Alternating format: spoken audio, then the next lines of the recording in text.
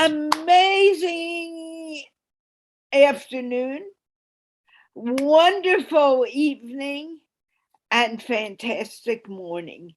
This is Carla from Rehan Allahwala's World of Connections. And today it's very interesting because it's evening in Washington, D.C. right now.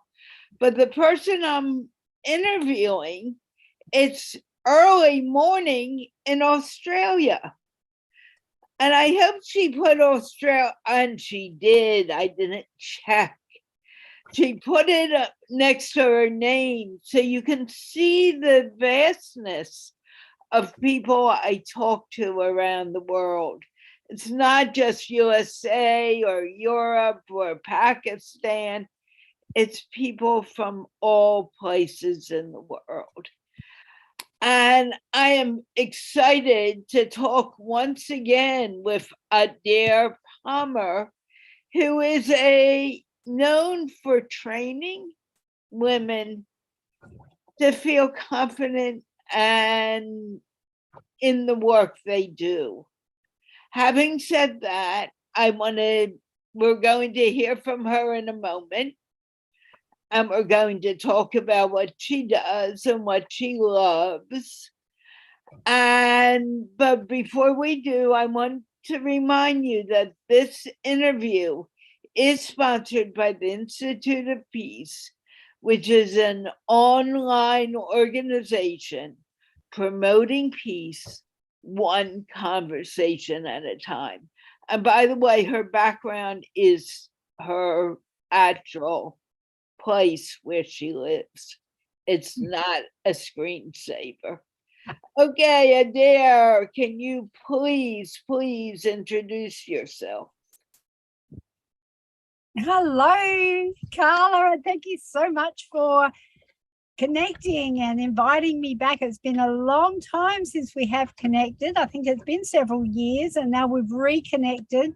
I love the work that you're doing with Rehan and the Institute of Peace, and keep up the great work because it's just gaining so much momentum now, and it's needed now more than ever. So it's a pleasure to be here, and it's an actual honor to be interviewed by you, Carla, and I hope we can spread the word of peace as far and as wide as we possibly can.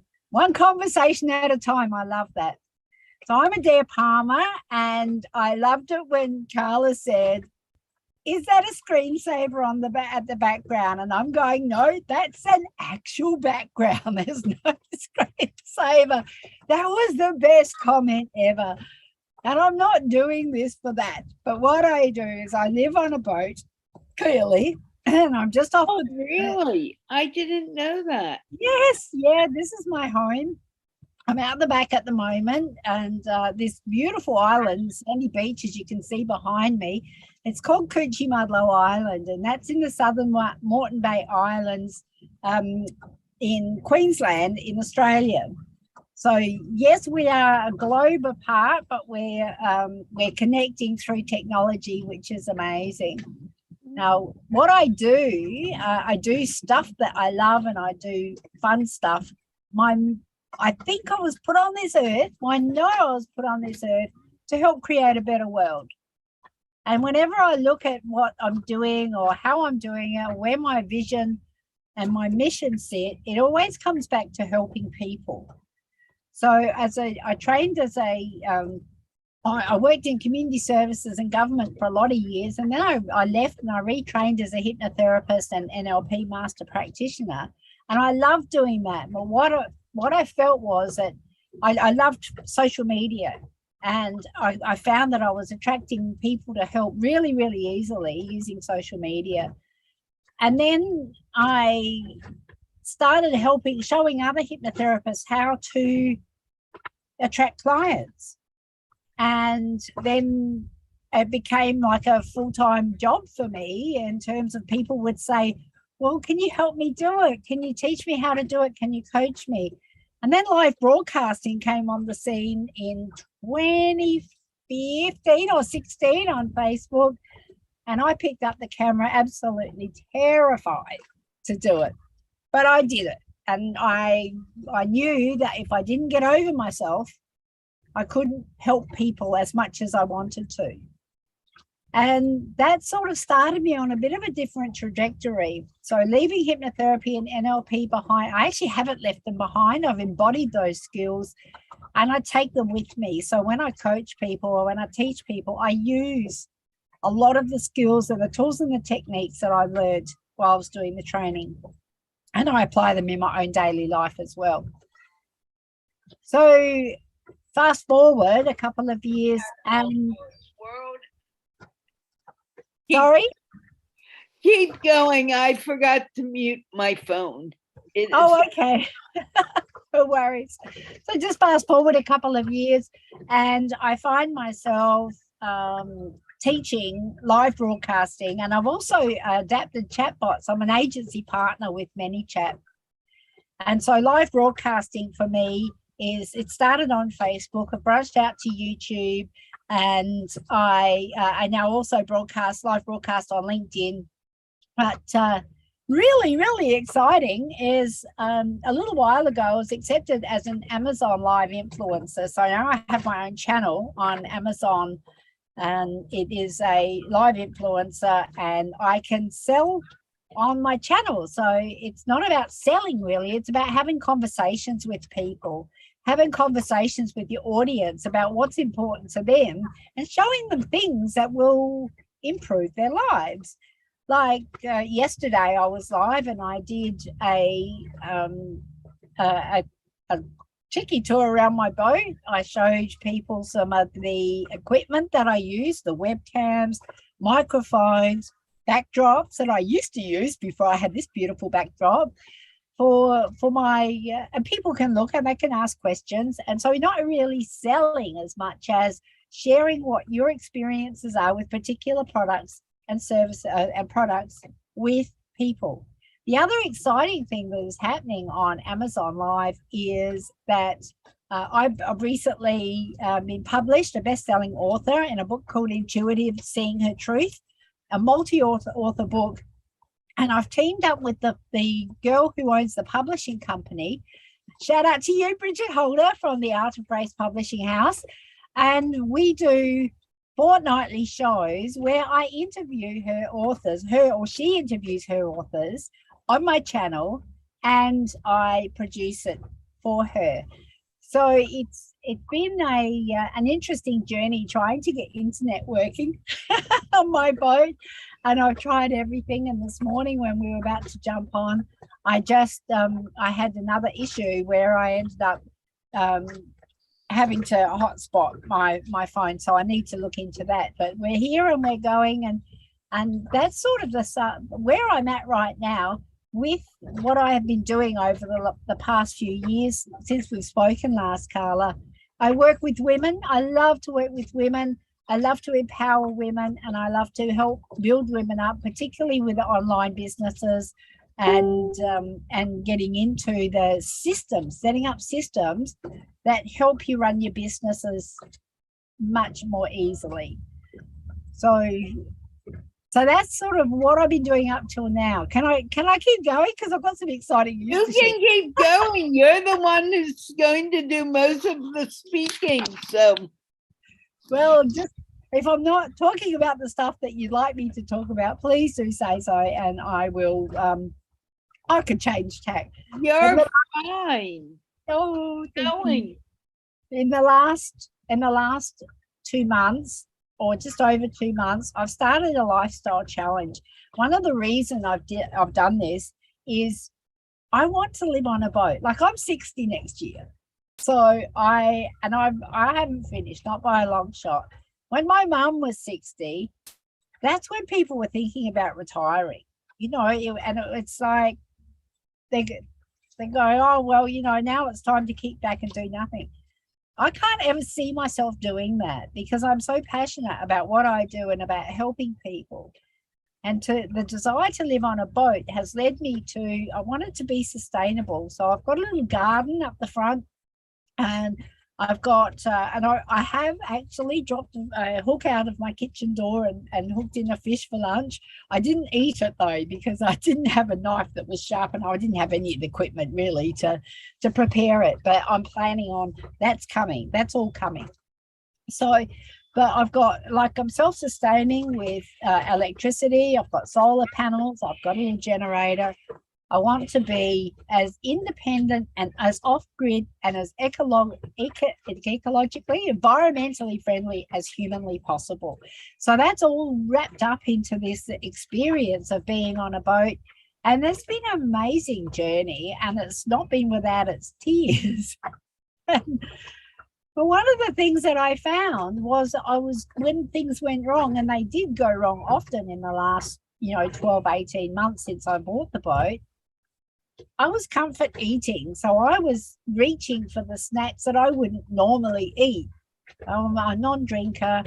I don't have what I would call any really bad habits. And but over the last 18 months or so, I've just I've in the emotion I've let the emotions drive how I treat my body. And a few months ago, a bit over 2 months ago, I saw this amazing guy. We're connected on Facebook as Eric Edmeades, and he works with Mind Valley, the education for personal and spiritual development company that Vishen Lakani runs. And so he comes under the Mind Valley banner. And I saw him do this live broadcast, and he said he's got a challenge. It's called Wild Fit Challenge coming up. And I could hook into that. It's a 90-day live challenge. And I went, wow, I want to change my lifestyle. At first I just wanted to, lose a few pounds or kilos if you're in my side of the world, and just get back to, feeling okay in my body. And I wanted to get back to feeling like there was no brain fog. I wanted to be, like your joints start seizing up and you start feeling a little bit there. Well, that I did anyway. I don't know about you. And I knew that I was consuming too much refined sugar and too many processed foods. And I knew what to do. I helped other people do this when I was practicing hypnotherapy. I knew what to do. But the frustrating part was I didn't have a system for myself that worked for me. So I signed up to this lifestyle challenge, a 90-day lifestyle challenge. And that was 55 days ago. And I have to say, it has been an absolutely amazing journey with top quality education, top quality coaches. Eric is just like totally, he's amazing. And seriously, I'd say if Rehan was a superstar, and he is in my books, Rehan's an absolute superstar in what he's doing with helping Pakistanis and people with their education, speaking English like what you do, Carla, with teaching people digital marketing and helping people take control of their business and their online world so that they can create an income out of it. I'd put Eric up there in taking control of your lifestyle. So you can do all of the training in the world, but if you're not healthy and you can't get out of bed in the morning and you can't focus and you can't do, it really does go hand in hand. So I just embraced this lifestyle challenge, and I went, it's now or never. If I don't get it together now, when am I going to do it? So I decided that I would jump on board. And it happened to be my partner, bless you, beautiful Nige, I love you to bits, his birthday. And I bought him the program for his birthday as well. And he's always been, into exercising, fasting, eating well. We've got some action happening behind us. We can't edit that out because it's real life. So he jumped on board as well. And what I love about this is what most people know inherently, but I've learned a lot of new stuff, but it's around eating well and the way you structure your eating and the way that you get your thirst and your nutrient needs dealt with, so that any other hunger, anytime you feel like snacking, you can go, all right, well, I've dealt with these things. I know, but my body is fully, it's got enough nutrients, and I know that I'm not thirsty because I've been, I've had a lot of water today. What else could it be that's driving this? And then you deal with the emotional hungers. And it's just amazing how all of this stuff just flows beautifully if you follow the program. But I know I'm banging on about it, Carla, and I apologize, but it's so exciting because I've actually decided to sign up as a coach myself. So I have joined the coaching community, and I'm going to be training in their next intake, which starts in October, which is like now for me and tomorrow for you, I believe, Carla. And they and then I'll be actually retraining as or not retraining, but adding to my toolkit of things that I can do as a Wild Fit coach. So that's where I'm headed, and planning to weave that into my life as it is right now, with healthy lifestyles, Amazon live streaming, supporting women in business to do the same sort of things, and really encourage people to step up and step out and live the life of their dreams. Don't, like so many people, they may feel like they're stuck. They may feel like they can't get anywhere, or they can't do anything, or they've got recurring illnesses and pain that just won't leave their bodies. And that breaks my heart because I've been there and I've done that. I mean, when I was 32, I was 140 kilos. I don't know what that is in pounds, but it'd be probably, I don't know, 200 We something. can find out how many kilos were you? 140. Alexa, what is 140 kilos in pounds? 140 kilograms. It's about 209 pounds. 209 pounds. There you go. Alexa, stop. I love this. So you have lost quite a bit of weight. What was your inspiration to go from such a high weight loss to a lower weight? Well, I was keeping the weight on at first because it was a protective layer around my body, and this is in my 30s, and I knew that I wouldn't have a quality of life that I wanted. I couldn't do things. I couldn't walk. I couldn't breathe. I couldn't, I kept getting sick and my body ached all the time. So just releasing those, I lost probably half my body weight. So, around 70 kilos. So I lost a person in weight. And how did you actually lose that weight? I had some surgery to do that, and what kind of surgery did you have? It was called gastric banding. It's pretty severe surgery, and I have changed drastically the way I was eating. I would eat Hungry Jack's, McDonald's, all the fast foods, all the KFC, all of that stuff. I don't, it doesn't exist for me now, and it hasn't for the better part of 25 or however many years since the surgery. But I have picked up some other little habits like chocolate that probably aren't, and eating things that are a bit more refined sugar and a bit processed stuff. But I've kept away from the junk food pretty much since then. So each time I see from my 30s, every time I do something, I'll have, if I have some spiritual or personal growth, I'll level up to another level, and then I'll get to another level, and then get to another level. And I'm feeling like right now I'm hitting my peak. It's taken a few years because I'm a bit Sometimes I have to learn the lessons a few times, Carla. So, Well, don't you think most people need to do that? learn the lessons. Right. It takes time. Yeah, It takes patience. yeah. And it takes, sometimes you do want that comfort food because you're feeling a little out of it. And it's okay. But are you learning to accept yourself as you are? That's probably the biggest thing, Carla, is that self-love and that self-respect.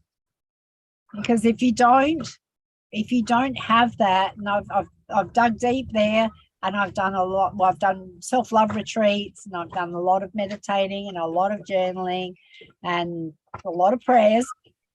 And I think that's something that is it's pretty much where a starting point, and continuing to do those practices that help you reconnect with who you really are. Because without that, it's like you just feel like there's noise all around you and you can't get away from it. But who are you really? Define yourself as you are in this very moment. Who are you? Okay, a beautiful, happy soul who cares about the world and other people being happy with their lives. How did you get to that point? I think I just explained a little bit, but how long have you got, Carla? Well, we have half an hour right now, so. Yeah, so it's a lifelong journey, and it will never end. Do you listen to Abraham Hicks at all? Oh, I did. I remember hooking into Abraham Hicks in probably the mid-90s. And the funny thing about that was it used to irritate me. I'd go, oh my God, that's just so irritating and it doesn't make sense. But you know, the thing now, I look back and I think I was the one that was irritating. So, remember, if you listen to her, where you put your attention is what attracts you. Exactly. Yeah. So what are you being attracted to now? Love, light, and happiness. Do you find that coming back to you? All the time. All the time. This actually on the boat has been a huge challenge, and I have had tears, but I've never once wavered about where I was going. And the biggest thing with that is I've had to let go of control. I've had to just let it go and let things flow to me. How did you let go of control? Oh, that's a big one. I think fortifying your faith, knowing that you're being looked after. And again, that comes back to knowing that your respect for yourself and your self-love, and knowing that you can cope with anything that happens, and trying not to control it too much, because otherwise you just wind yourself into a pretzel. Is it trying? Is it trying or doing? Sorry? Are you trying or are you doing? Neither. I'm being. Okay, but there are things you do. Are you trying to do it or are you doing it? For example, someone asks you to put your hand on your head. Put your hand on your head, please. Mm-hmm. Take your hand off. Put your hand on your head again. Simon says. Try. Keep it on there until I ask you to remove it. Now remove it and put it back in your lap. Did you try to put your hand on your head or did you put it there? I just did it. Right. And that goes with everything in life. Either you did it, you do it, or you try. But when you try, do you get it done? In one form or another, you do. And I love that quote by, was it Yoda? Do or not, there is no try. Absolutely. That's all. That's true. You cannot try to do anything. You can do it. If you don't know where your head is for some weird reason, and someone says to put your hand on your head and you go like, where does it go? You're still doing something. You're putting your hand up. Mm-hmm. So are you trying to do anything or are you doing something? Oh, did I say I was trying? Yeah. Ah, okay. There you go. Well, thanks for picking that up. No, I'm actually doing. I'm being and I'm doing. Right. So if you're being and doing, what does that do to your life? It's magic. Right. It actually gives you superpowers. Right. And what is your superpower? My superpower is, well, which one? I think my superpower would be for myself the ability to let go and just release expectations of everything. That's a hard one, but I'm getting better. What does let go mean to you?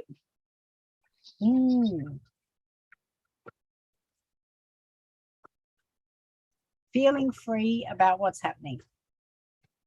So not holding on to any expectation, any resentment, any anger or any joy or any whatever, just letting it come and as it goes, and just let it roll through. Isn't our life like the river behind you or the sea behind you? Does the water ever stay in one place? No, it flows. Right. What about your life? Does your life stay in one place or is it always moving? The leading questions, Carla. Definitely moving, definitely flowing. So if it's flowing, what does letting go mean? I don't know the answer that you're looking for. I can only tell you what it means to me, and that means to let life flow. Right. And what does that mean to you? No, I'm lost. You might have to help me out here. No, use some more words and tell me what letting the flow means. Whatever, don't worry about what I'm thinking. Be concerned about what you're thinking. I'm not quite sure I'm understanding what you're asking, though. We may not understand, but answer the question in any way you want. Now I'm really confused. That's fine. But let's go back to letting go. No. We're going to stay here. What does it mean to let life flow? To be doing what I'm doing. Right. Can you control the flow of the river? I can't control the flow of the sea, but I can control how I react to respond to it. Right.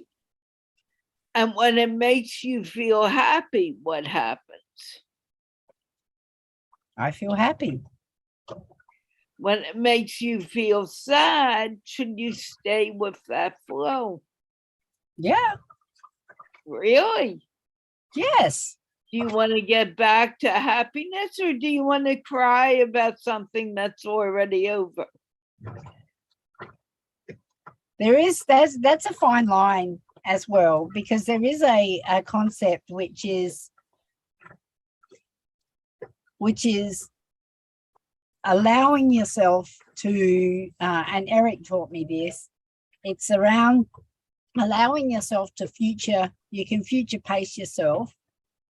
So when my boat was in dry dock and things weren't going as planned, and a week it was extended to a month, and then the second time we went back, it was extended for 3 weeks, and it was supposed to be 2 weeks.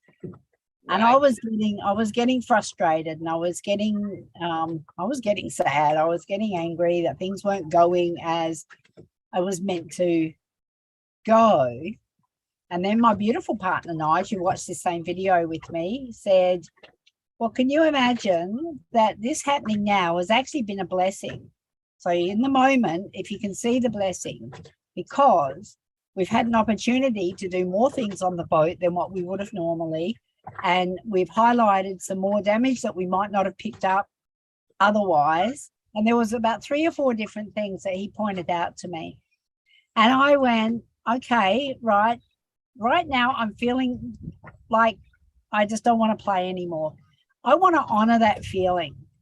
And I didn't stay there though, Carla. And I think that's important, because what I used to do with feelings like that was I used to bury them and I used to eat them or drink them with alcohol. So now I don't do that. I go, here's a feeling that's come up. It's uncomfortable. I don't like it, but I'm going to move through it, and I can move through it really quite fast. So the reality is to think that we can be happy all of the time is probably not living a human life that we came here to live.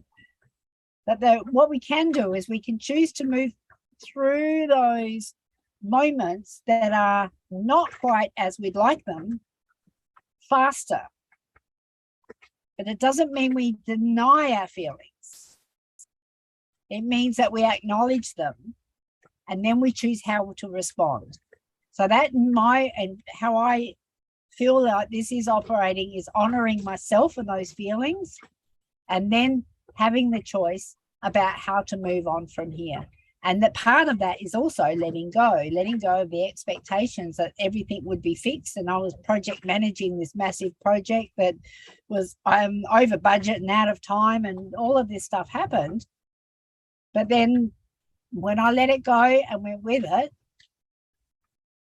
I mean, it worked much better. It's still not how I want it, but it's brilliant. I love it. I've got a backdrop like this and it's real. Right. So in moving with the flow and allowing, there's nothing wrong with allowing sad moments to come, but do you find that your sad moments move faster away? Much, much faster. And why is that? Because of the work that I've done, the openness to see different perspectives, different ways of life, different ways of being. And the biggest thing, I think, was to let go of limiting beliefs that were holding me in a place where, if I thought there were people who didn't do quite the standard of work that I would have liked on my boat, and I could still be angry about that. It's cost me a lot of money to fix what they've messed up. But I'm choosing to let that go. I'm choosing not to harbor that resentment and that anger. And yes, I was angry because I didn't feel like, as a client or someone that someone was working with, I didn't feel like I'd had the service or the products that were in the right, to what I expected. And I could be really resentful. I could keep the anger about that. But I've seen what happens when people don't let go of that stuff, and it just churns you up inside, and it's like drinking poison and expecting the other person to live. So letting it go, that's, moving through it fast. So by letting it go and living your life like the water behind you, what are you finding? What am I finding? Just a place where my ultimate goal would be to take the feeling when I'm here, because I just get such a feeling of peace and just being, and like I know I'm in exactly the right place where I'm meant to be. I want to take that feeling with me wherever I go. And I'm still working towards that, because I come off of the boat. Seriously, if someone brought my food and my water over to me, I'd probably never go. I'd just stay on the boat. But I mean, that's not practical either, because I do like to leave the boat to do yoga. We do have meditation on the top deck sometimes. So I have some friends who will come over and I do share it with them, but I think learning to embody that feeling of the world being totally right, and for me to be exactly the right place at any given moment as to where I'm meant to be, and feeling really peaceful and a lot of joy about that. That would be the penultimate, I think. What do you reckon, Carla? Well, this is about you right now. You can interview me later, but I might just do that. you're making a decision. You made a decision to be like the water and let it flow. And that is making you feel better, correct? Yeah. It's important. Critically important. And believe it or not, we've been talking quite a long time. Is there anything you want the audience to think about from this interview at all? I guess from a perspective of where Rehan and yourself and the Institute of Peace is coming from, you're changing the world one conversation, or bringing peace one conversation at a time.